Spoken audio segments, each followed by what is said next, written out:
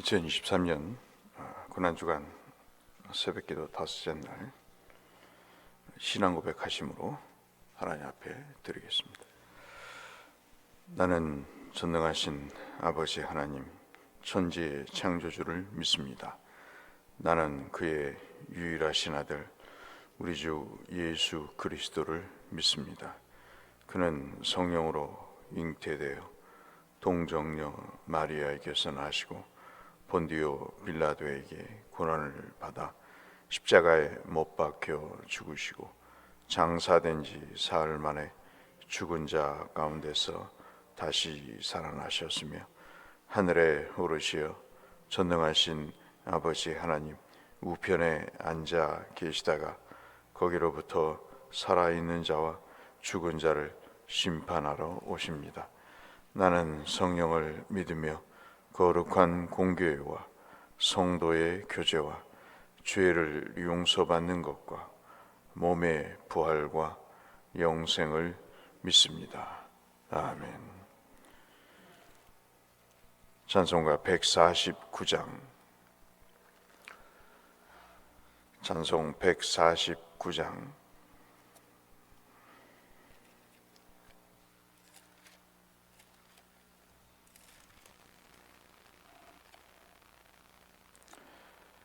주 달려 죽은 십자가 찬송하겠습니다.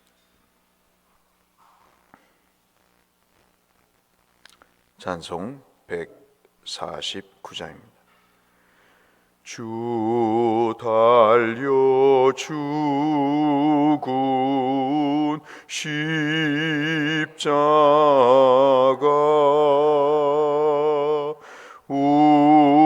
우리가 생각할 때에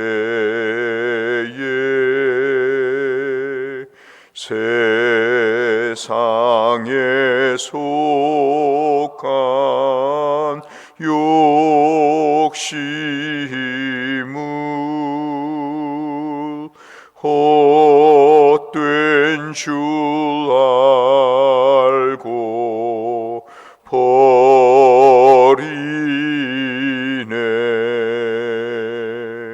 죽으신 구주 밖에는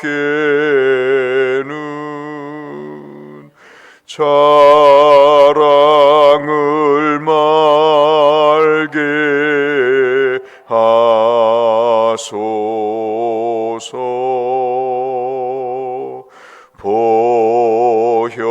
보혈의 공로 힘입어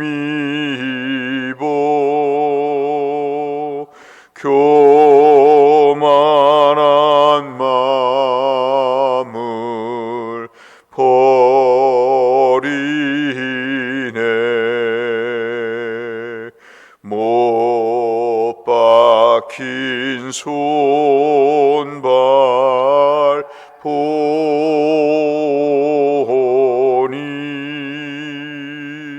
큰 자비 나타내셨네.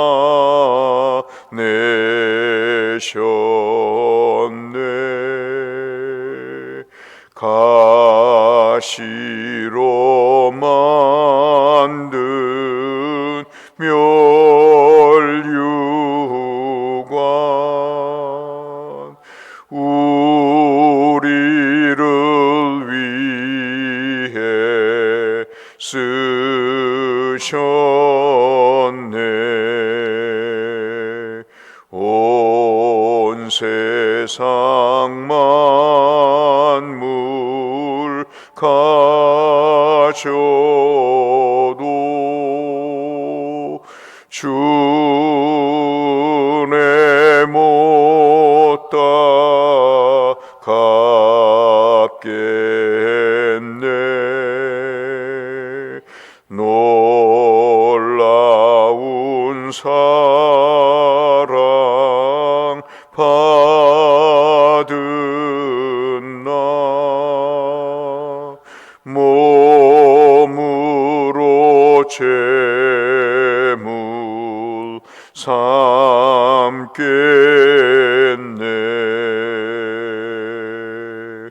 아멘.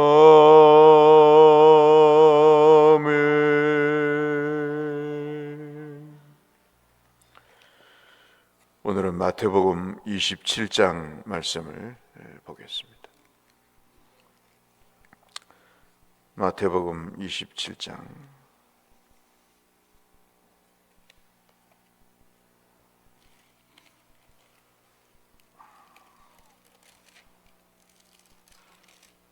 11절 말씀부터 26절까지 말씀. 신약성경 49쪽에 있는 마태복음 27장 11절에서 26절의 말씀을 보겠습니다. 예수께서 총독 앞에 섰음에 총독이 물어 이르되 내가 유대인의 왕이나? 예수께서 대답하여 내 말이 옳도다 하시고 대제사장들과 장로들에게 고발을 당하되 아무 대답도 아니하시는지라.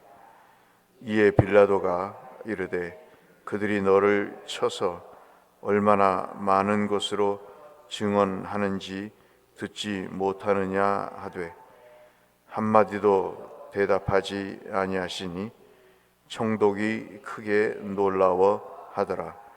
명절이 되면 총독이 무리의 청원대로 죄수 한 사람을 놓아주는 전례가 있더니 그때 바라바라 하는 유명한 죄수가 있는데 그들이 모였을 때 빌라도가 물어 이르되 너희는 내가 누구를 너희에게 놓아주기를 원하느냐?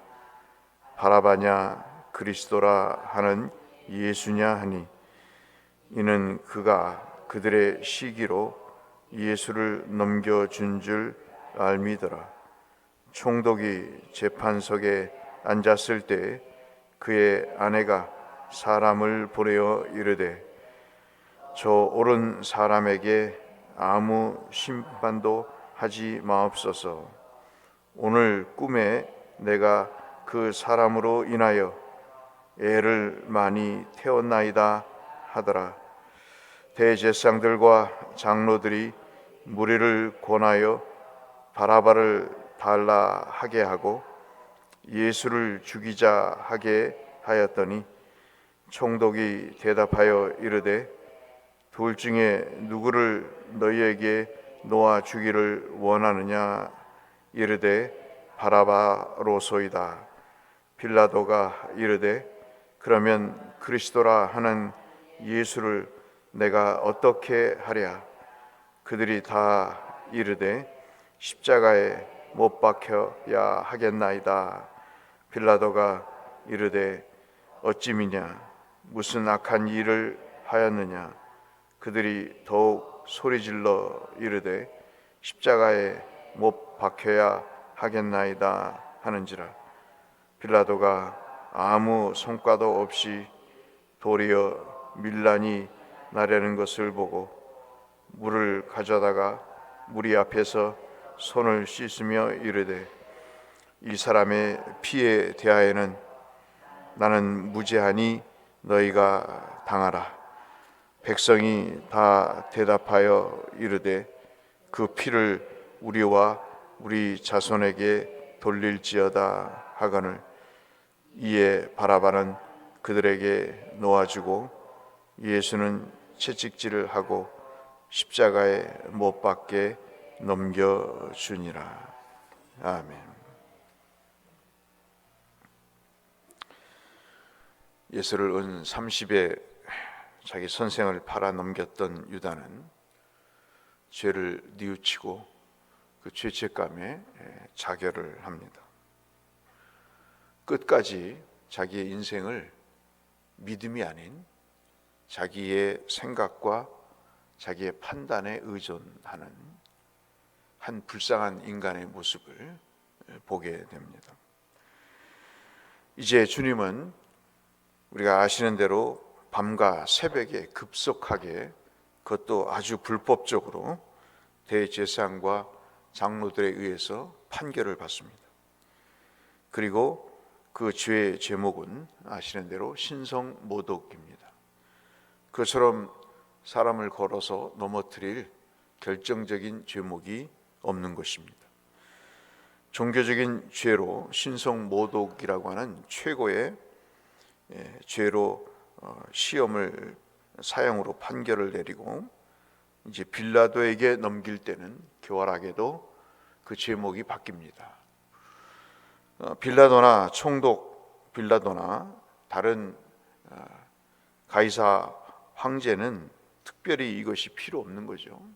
그가 하나님의 아들이든 뭐든 그에게는 아무런 의미가 없습니다. 왜냐하면 정책적으로 식민지의 종교와 문화를 다 수용하고 인정했기 때문이죠. 단지 빌라도에게 넘길 때는 로마에 대한 반역죄라는 것으로 걸고 넘어져서 한 사람에 대한 두 가지의 제목을 뒤집어 씌우는 교활함을 보입니다.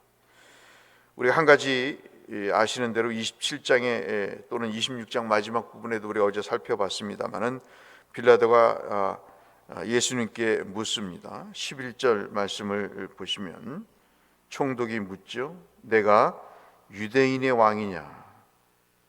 예수께서 대답하시되 내 말이 옳도다 그럽니다. 저것은 굉장히 정치적인 배경이 있는 이야기죠. 왕은 있어서는 안 되는 겁니다. 근데 총독이 묻습니다. 네가 유대인의 왕이냐? 물론 산헤드린 공회 회원들이 이 사람이 평소에 자기가 왕이라고 그랬다 이야기를 했겠죠. 그러니까 가장 반역죄로 쓸 수 있는 용어 중에 하나가 여러분 왕이라는 내용입니다. 황제 이외에 왕이 있을 수가 없는 것이죠. 그 왕은 분봉왕 아니면 즉 황제가 지명했거나 정치적인 목적으로 세운 그런 인물 아니면 안 되는 것입니다. 예수께서 순진하게 대답하시죠. 내 말이 옳도다. 느낌이 다르죠. 주님이 말씀하시는 왕은 주님의 세 가지의 직분 중에 하나입니다. 제사장이시고 그리고 선지자이시고 그리고 진정한 모든 인류의 왕이신 것이죠. 당신은 당신의 정체성을 말씀하고 있습니다. 우리가 고난주간에 주님을 묵상하면서 우리가 생각해야 될 가장 중요한 것 중에 하나가 나의 정체성이 뭔가 하는 것입니다. 그리스도인으로 술자리에 술을 기울이고 모여서 담배를 피우는데 담배를 빨고 못된 짓을 하는 자리에 앉아서 그리스도인답지 않은 행동을 하는 것, 어떤 판결을 내릴 때, 어떤 결정을 내릴 때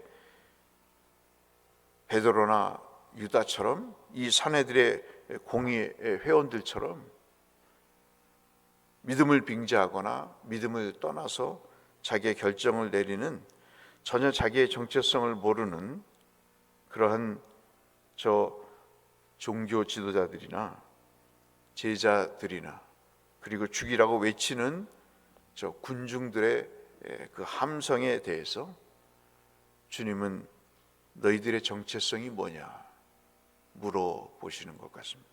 신문을 받으시지만 신문하고 계신 것이죠. 오늘 우리가 고난주간 거의 끝부분에 와서 주님은 우리에게 물으십니다. 정말 유대인들이 기다렸던 메시아이시고 그리스도이신데 당신은 그것을 숨기지 않습니다. 숨기는 건 사랑이 아니죠. 숨기는 것은 용기가 아닙니다. 자기의 개념과 자기의 주관 없이 세상에 휘둘리는 것은 믿음이 아닙니다. 내가 세상을 살면서 하나님이 내게 물어보시는 때가 있지 않겠습니까? 너는 누구냐 하는 너는 도대체 세상에서 누구냐? 저는 그리스도인입니다. 그 고백을 할 수 있어야 믿음인 것이죠. 그렇지 않다면 우리는 하나님을 깊이 생각해야 됩니다. 기억하십시오. 주님은 어려울 때 당신의 정체성을, 당신이 누군가를 숨기지 않으셨습니다. 세상 살면서 자기가 누군가를 모르고 숨기는 사람들을 보게 되죠. 그것이 참 우리에게 있어서는 일상이 되어 있습니다만, 그러나 그것처럼 또 어려운 것이 없기에 우리는 성령의 강한 의지를 갖지 않으면 안 되는 그런 모습을 보이게 됩니다. 주님이 이 어려울 때 이것을 어떻게 버티셨을까요? 특별히 이방 총독 앞에서 너는 누구냐라고 얘기할 때 나는 하나님이다, 나는 메시아다, 나는 너를 구원하러 온 왕이다 말이에요. 이것을 말할 수 있는 주님의 모습을 보면서 우리 신앙의 정체성이 얼마나 중요한가를 말씀을 합니다. 15절부터 21절까지의 말씀은 여러분 잘 아시는 빌라도가 비겁한 타협을 하는 장면입니다. 아마도 빌라도는 우리가 감지하고 또 그 아내의 꿈을 통해서 이 사람에게 아무 재판도 아무 상관도 하지 말라고 하는 꿈을 통해서 아마도 아주 신비로운 꿈을 꿨던 것 같습니다. 19절에 보시면 그 예수님을 인해서 많이 애를 태웠다, 그런 걸 보니까 상당히 지금까지 꾸지 못했던 꿈을 주께서 꾸게 하신 것이 아닌가 하는 생각을 갖죠. 많은 구약의 선지자들이 꿈을 통해서, 환상을 통해서 주님의 뜻을 알았습니다. 어떤 학자는 이것을 해설을 하면서 주님이 이 여인에게 선지자적인 기능을 심어주셨다까지 얘기를 하고 있는 사람도 있습니다만, 그렇게까지 얘기할 수는 없겠지만 좌우간 주님은 죄가 없으신 분이고 이 재판에 로마의 반역죄로 재판을 받으실 만한 죄인이 아니라는 사실을 이야기하고, 또 주님이 정치적인 질문에 대해서 답을 하지 않자 빌라도는 적지 않게 고민에 빠지게 됩니다. 그 14절의 말씀이죠. 정작 굉장히 놀랐다, 엄청스럽게 크게 놀라워했다 하는 이야기는 당혹스러워했다는 이야기입니다. 그래서 하나의 꾀를 내죠. 그 꾀가 뭐냐면 전통적으로 아주 유명한 죄수를 이 예수님과 바꾸는 그런 전통의 시험대에 올려놓습니다. 빌라도는 생각을 했습니다. 이 사람이 신문을 해도 정치적인 죄가 발견될 수 없다고 판단하자 자기와 또 밀란을 일으키지 않는 범위 내에서 결정을 하기를, 바라바라고 하는 가장 악명 높은 죄수를 들이대면 예수를 풀어줄 것이다.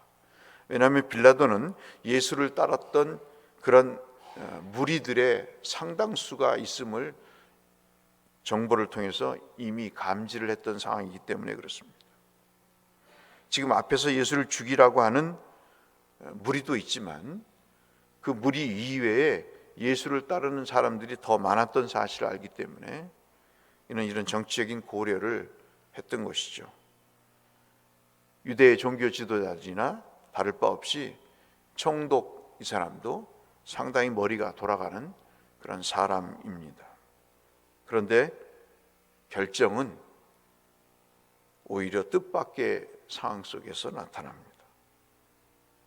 바라바를 놓아주고 예수를 넘기라는 것이죠.